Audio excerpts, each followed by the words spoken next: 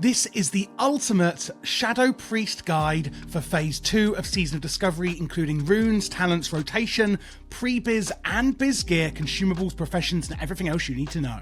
Starting off here with our stat priority, you may be thinking, why don't we need spell hit? Well, technically we will need like 1%, which we're going to get from gear anyway. But we are going to take some talents that are going to actually reduce the resistance enemies take from us by 4% anyway, hence why I'm saying this is the stat priority. Hit is still really important, of course. So anyway, at number 1, we're going to be focusing on spell crit, then we're going to want shadow damage or spell damage and equal ratio. The reason for this is that some items will be available giving, say, 15 plus spell damage, but there could be a shadow damage one that's like 20. So although it is equal, a lot of the shadow specific items will have more on, and that's what we'll want to prioritize.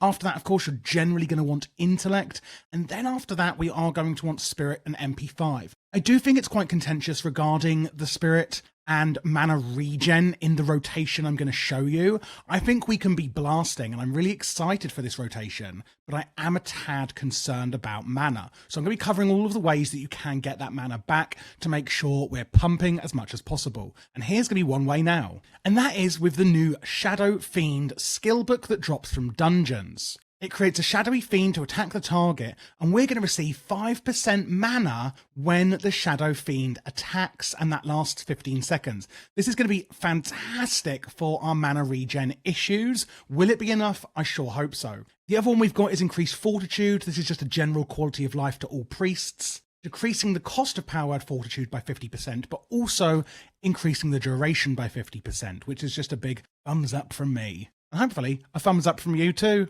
Let's dive straight in and go through the talents that we're going to be taking in Phase 2. Okay, starting off, 5 out of 5 into Spirit Tap, of course. This is going to give us a 100% chance to gain a 100% bonus to our Spirit after killing a target. If you are using this in PvP, please do be aware you need to get the killing blow. For that duration, your mana is actually going to regenerate at a 50% rate while casting as well. This is really, really important. The only downside to this one is that, on bosses, we haven't really killed anything until the boss is dead, so we may not get this benefit unless there are ads. Going down onto the second row, we're going to put 3 points into Shadow Affinity, reducing the threat we generate by a whopping 25%. We can often generate quite a lot of threat, and this is really fantastic in making sure that we don't take aggro. If you are also looking at tanking, by the way, please do check out my channel because I'm covering everything. I've been theory crafting and testing these for literally weeks so that I can get these out for you on launch day. And I am doing a lot of work for it. Next up then is improved Shadow Word Pain. Pretty self-explanatory. It's increasing the duration by 6 seconds, 2 points into there. What I mentioned regarding the resist and the hit is these 2 points we're putting into Shadow Focus, reducing the target's chance to resist your shadow spells by 4%. Hit and resist is a very convoluted calculation, and it isn't like 100% the same thing, but it basically is. And I'm not going to go through the specifics of it in here because it's like doing a whole lesson on algebra, but just trust me, getting these 2 points is going to be really, really good for your hit.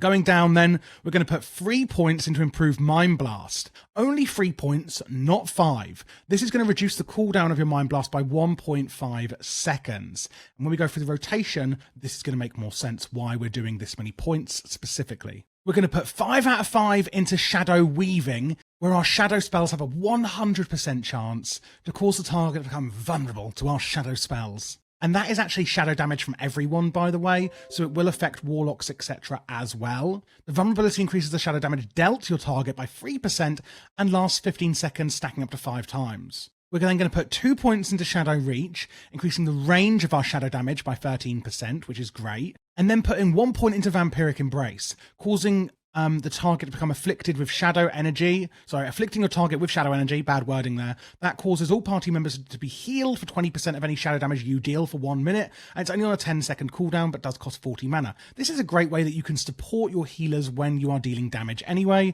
We're going to put another 2 points into improved Vampiric Embrace, increasing the percentage healed by Vampiric Embrace by an additional 10%, and then putting 5 points into Darkness, which simply increases your shadow damage by 10%. And now for the exciting one, Shadowform. Assume a shadow form, increasing your shadow damage by 15%, reducing physical damage done to you by 15%. However, you can't cast holy spells while in this form. This is, of course, the piece de resistance that we are trying to get to. That levels us out at 40 points. Now let's look at the runes we're going to be taking. Oh my god, I'm so excited for Phase 2, getting shadow form, etc. I had the best time ever in Phase 1. Did you guys? Let me know down below. Also, please do join my Discord. If you have any questions regarding the class, runes, talents, rotation, classic, RAF, retail, add-ons, UI, anything at all, we have a very knowledgeable community, very beginner friendly, very just friendly overall to anyone really. We will help you with absolutely anything. And we all found that in Phase 1, like, yeah, it was fantastic. But I feel like in Phase 2, where we're getting to the bottom of that talent tree, it's like we're getting the really, the really juicy stuff now. Do you know what I mean? Like the really exciting talents. And I think from Phase 2 onwards, this is where it's going to get like really exciting. I'm so hyped. But anyway, enough of that. Let's continue with what runes we're going to take. So we're going to take Void Plague on the chest. This is a really good damage over time. With the rotation to Shadow Priest, it's going to be quite simple. Dots and damage over times are going to be the kind of foundation of that rotation. Void Plague afflicts the target with a disease. Oh god, how awful. Causing damage over 18 seconds. On the leg rune, we're going to go for Hamon Shuli. Someone did explain to me how to pronounce this like a few months ago in one of my videos, and I've forgotten, so please excuse me if I've just said it completely wrong. Oh, sorry, what this actually does, if you're not aware, is you get 3 little mini-me's that just attack the target and make them vulnerable, etc. It's really cool. On the hand rune, then, we're going for Shadow Word Death. A word of dark binding that inflicts tons of damage to the target. If they're not killed by it, you can take 50% of the damage inflicted, so do be careful with this. Make sure you're not on low health. On the new hand and boot runes then, first up we're taking Mind Spike. A lot of people don't like this. I don't hate it. I actually am really quite looking forward to this rotation that I've been simming. Blasts the target for Shadow Frost damage and increases the crit strike of your next Mind Blast on the target by 30%. It stacks up to 3 times. So just to recall on that then, it blasts the target for Shadow Frost damage and increases the crit strike of your Mind Blast on the target by 30, stacking 3 times. So then, remember I said we're only putting 3 into Improved Mind Blast, which reduces it by 1.5 seconds. This means that we can get a Mind Blast out every like 8 or so seconds. And regarding the cooldown on that, we should be able to get out 3 Mind Spikes within that window. So basically, we're going to use our Mind Blast. We're then going to get all of our dots up. Then we're going to use 3 Mind Spikes and then use Mind Blast. And that's how we're going to do that. It should work pretty much perfectly. I've been simming this for quite a few days and testing it with the different points in here, etc. And that is the best outcome I have come to. On the foot rune then, it's going to be a lovely defensive for us, which is Dispersion. You go into a cloud of shadow, basically, reducing all damage taken by 90%. Can't attack or cast any spells, but you do regenerate 6% mana every 1 second for 6 seconds. Dispersion can be used while stunned, etc. So again, there's some extra mana we're going to get from there. Remember, we get Shadowfiend from the skill book, which you really do need to pick up before you go into the raid. It's going to be really, really useful for you. And let's just recap on what we've got then. So like I've just said, the rotation is basically going... Oh my gosh, I think I've been afflicted by some shadowy disease. So the rotation is going to be opener, use your Mind Blast and get it onto rotation, onto cooldown, sorry. And then get out your Void Plague and Shadow Word Pain on the target. Get those 2 dots out. While that Mind Blast is on cooldown, get 3 Mind Spikes out, and then you should have the 3 stacks for the super duper crit, and then you should be able to get another Mind Blast out. Keep those dots up on the target at all time. If you have something like Devouring Plague because you're an undead, then use that dot as well, because remember, priests do get race-specific spells. So yeah, Mind Blast, get your dots up and keep them up. Use 3 Mind Spikes and then use Mind Blast and just keep rotating that. That is going to be it for the rotation. It's going to be really, really fun and very simple to follow. Looking at our gear then and what we're going to get before we go into the raid, here are some options. I'm going to rattle through these quite quickly. There's going to be options for if you have already been raiding BFD or haven't been, and there's going to be options here from both PvP, etc. One thing I want to clarify, when I'm saying pre-biz, what I really mean is what you can get before you go into the raid. Of course, most of these items are available outside of the raid for pre-biz generally, but there are going to be a few things like PvP items that are actually available, from PvP. However, they are still biz, if that makes sense. So on the head then, we've got the Lunar Coronet of Shadow Wrath. This can have up to 27 shadow damage on it. If you've been raiding, get Rakamar's tattered titty cap, thinking cap, from there. On the shoulders again, there's the Royal Mist of Shadow Wrath. Again, it's similar, adds shadow damage. Or there's the Inquisitor's Shawl from Scarlet Monastery. On the chest, don't forget to enchant this with greater mana, by the way. We've got the Regal Armour of Shadow Wrath. Basically, go to the auction house and just search for Shadow Wrath, and you're going to get a lot of these. There is a Robe of the Magi world drop, could be extremely expensive, however. Or there's the Shadow Weave tailoring chest that you can get as well. On the hands then, Dreamweave gloves from tailoring. These are really, really good and pretty much biz anyway. Or there's the Shadow Weave blue ones from tailoring. On the legs, if you've been already raiding, you probably already have these Soul Leech pants. However, there's the Shadow Weave pants as well from tailoring. Tailoring, if you can't tell already, is going to be really good for Shadow Priests in Phase 2 of SoD. Rings, I would just keep whatever you have from Phase 1, whether that's the Seal of Rin, the Seal of Sylvanas, the PvP rings, etc. Just keep what you've got. They're pretty much going to be great. And for the weapons then, if you have the Rod of the Ancient Sleepwalker, this was a very low drop rate from Kelris, so you probably don't have it, but maybe if you were lucky you do, then keep this. Otherwise, there's this dagger and there's a few world drops, etc. Shadow Wrath as well, of course. Being, the go-to here. And then on the wands, there's another one from Scarlet Monastery. Scarlet Monastery is going to have a load of gear for us. It's really good for leveling, etc. as well. So that's pretty much where you're going to be going to. Trinkets, same as rings. Keep whatever you had from Phase 1. It's going to be fine. Extra planar spider silk boots, if you took tailoring in Phase 1, which you probably did, are still going to be pre-biz. These are fantastic. Keep them on your feet. There's the Defiler's Cloth Girdle from Arathi Basin, Honoured, that you can get from PvP on the belt. If you don't want to do that, Star Belt from tailoring is really good. Wrists is going to be Exalted from Warsong Gulch. Oh, gosh, I don't want to do that. I'm not going to do it. I'm too lazy. So again, just search Shadow Wrath on the auction house and the same on the cloak. And then the neck, just keep whatever you had from BFD. If you haven't been doing BFD but still want to, it's still a really good time to. I'm really happy with what Blizz have done, where they're making it super duper big experience, meaning that it's still really worthwhile going. And I'm going tonight, actually, where you can see me doing it on Twitch. Check that down below in my description. God, what a good chance I had to pop that in there. Moving then swiftly onto actual proper biz. The actual biz gear, we're going to go for the Neurolinked Arcano Filament Monocle on the headpiece, which is going to increase your healing and damage done, restoring some more MP5, thank goodness, because it's a very mana-intensive rotation I've showed you.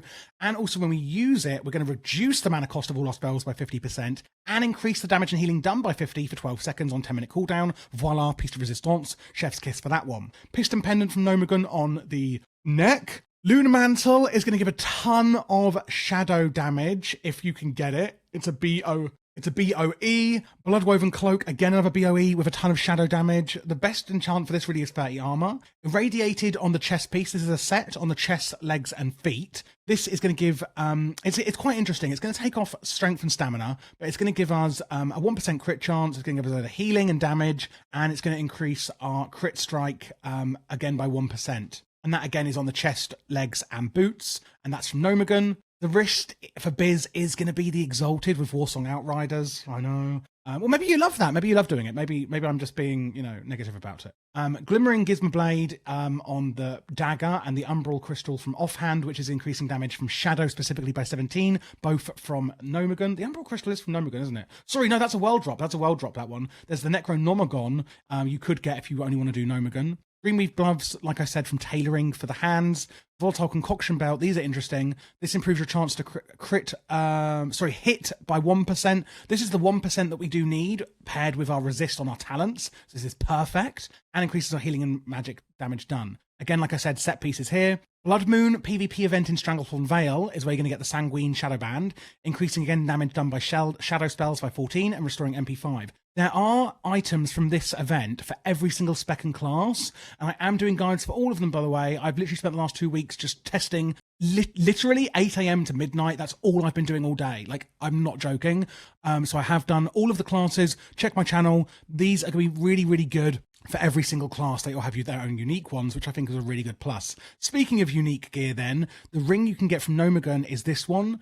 There's actually one, again, dependent on what spec you're playing. For Shadow Priest, it's Conflagration we want, and it gives intellect, nature damage, nature resistance, arcane resistance, increasing damage done by 11, and restoring some more MP5 as well. The other, going on trinkets then, is the miniaturized combustion chamber. When you use this, it is on a 30-minute cooldown. It's going to channel between 1 to 150 health into 1 to 150 mana, which is really good, and increases, again, your intellect, fire resist, and healing and damage done. The other one is still going to be the Invoker's Void Pearl from Phase 1. If you don't know how to get this, it drops off Akume and starts a quest line that you hand in, and then you choose which one you want. If, say, in Phase 1 you chose the healing one and now you want to become a Shadow Priest, then you can trade this in Booty Bay for 75 gold. It's a big gold dump that Blizzard have introduced. The Meccano Strider Gear Shifter then is going to be the wand, and voila, you're best in slot, baby! Moving on then to Shadow Priest Consumables and Professions. Here are some of the items you're going to want. The Greater Mana Potion, of course, from Alchemy is going to be the best mana potion we can get.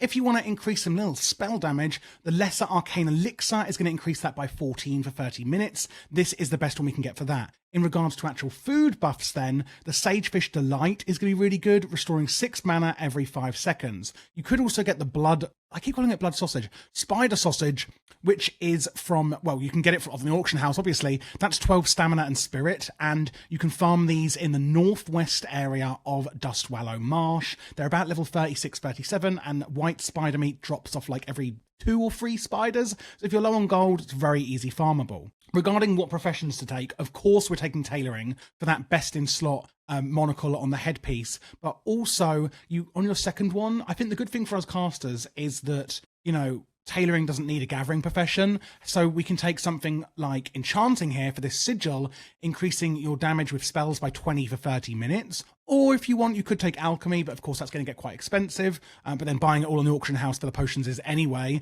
You can get the mildly irradiated rejuvenation potion, increasing mana and health, also increasing spell damage by 35 for 15 seconds. So it's really up to you, but tailoring is definitely going to be the best. I hope you guys enjoyed this guide. Again, if you need anything at all, please do join my Discord. We're going to be leveling, dungeoning, and raiding together as well. And if you do want to go that extra mile, where I can go the extra mile for you, is by joining as a member with the join button below, or joining my Patreon. What do you get with that? Well, it's not just to support me. You can actually import my entire LVUI profile. You open a secret channel in Discord where you get loads of extra resources, including VIP tickets in the Discord, where I can help you analyze and review your logs with simming, or also actually setting up your UI and add-ons. I'll take the time on a one-to-one basis to do that with you. Thanks for watching, guys, and I can't wait to see you in Phase 2 of Season of Discovery.